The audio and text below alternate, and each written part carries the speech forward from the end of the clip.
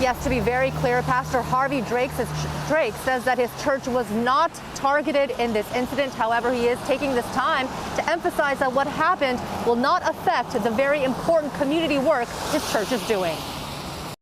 This church has not been targeted. In fact, we have never had an incident here ever. Emerald City Bible Fellowship has served the Rainier Valley community since the mid-90s. Lead pastor Harvey Drake says over the decades, they've done a lot of good work. We built an apartment complex next door, 61 units. We have a fitness center, 1,800 members. We have a CrossFit center. We have been involved in educational efforts for 30 years, summer schools, etc.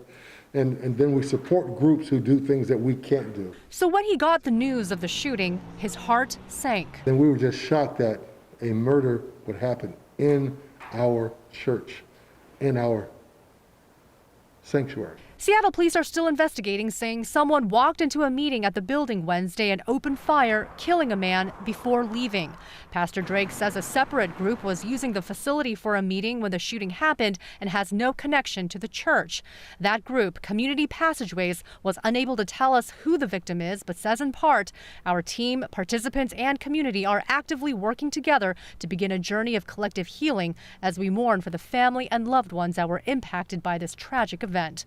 Pastor Drake's continued goal is to keep uplifting his community, something interim SPD Chief Adrian Diaz mentioned when he was at the scene to respond personally. In the South Seattle area, we want to make sure that we reduce trauma in regards to shots fired and the shootings that are occurring.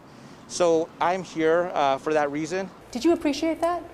We appreciated his presence deeply. Part of his work, the pastor says, is working alongside police to build bridges. My wife, bless her heart, she said, we are not going to let this deter us from doing our work, from believing in this community, from helping to lift this community. We will not stop.